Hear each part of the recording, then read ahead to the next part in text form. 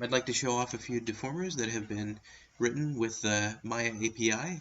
The first is a slide deformer, which is takes points and slides them around a piece of NURBS geometry based in the U and the V. I have a control here that's multiplying those U and V values, so and this can be animated. The second plugin is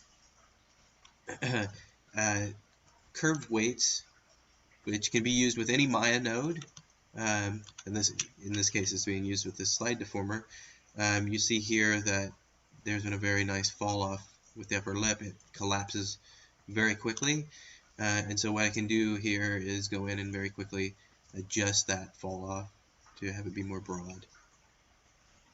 And also adjust the other end of that spectrum so you can have more or less collapsing in the lip volume. And then you see maybe the lip is a little bit sharp. It's not nice and round. So we can go in and actually adjust the curve that takes care of the shape. This is all real time, so we can get nice quick feedback. And animators can actually sit down with the rigging artist and go over the shapes that they need in real time. That's very important to me. You can also, of course, add in different shapes and things like that, or add in extra points, make the shapes more complicated, things like that. Now, all of these controls that I have here in the rig have been created procedurally and actually placed procedurally, and the curve weights that they have are generated based on an algorithm that I've written. And so by default you get some decent stuff, but it's not perfect. So obviously you need to come in and change that. And you can see here, one thing that I've done is I've added in an extra secondary deformer. It's a curve deformer that I've written, and it actually orients the points to that curve. And you can see here it's getting really sharp, and so maybe we don't want that to be so sharp in this case. And so what I can do is, this also has the curve weights. What I can do is adjust the fall off for that, and maybe say I don't want any orientation around that curve. So I'm just going to take the weights off, and you can see here everything lines up nice and straight. And maybe that's going to be better for this control. Also, the control, it's very sharp here. So what we can do is go in and change the animation curve to have a nice bell shape, or whatever the animator likes. Now, at any point in time, any of these controls can be selected, and I've written a utility that will convert them into hand weights.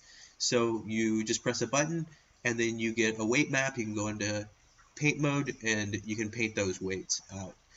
There are also, for each thing, there are also override weights for each anim curve. So you can do some additive, subtractive, multiply type weights on top of these animation curve weights, because sometimes it's a good idea to leave them live, be able to adjust the curve, but have a little bit of hand tweaked weighting in there.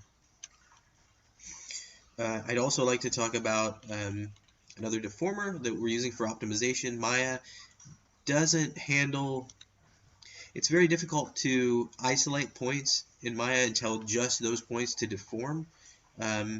Because when you access the MFN mesh, you're going to usually get the entire thing, and it's very difficult to say I'm just interested in these points and I don't want to know anything about the rest of them. So what I've done is written a deformer that takes meshes like this and allows you to do whatever you want with them, and then it'll plug it back into the main mesh. And so you can actually have it almost like a ghost, where you don't even notice that it's there. It is there, but you don't notice it because it's deforming right on top of the mesh that it's driving. And so you can have this nice kind of invisible type of a thing going on. But then if you need to, you can go in and you can actually tweak it by hand. and lots of the face has been split up this way. It actually works like a deformer, in that like a deformer stack, in that you can actually stack the lips on top of the jaw, and then the jaw on top of the rest of the face, or the brows, or whatever have you. And as long as you stack them in the appropriate deformation order, you're going to get you're not going to have double transforms. You're going to actually have a really nice face rig where the jaw opens and the lip is still, the lip is then in jaw space, but it still has the nice deformation of the lip and everything else.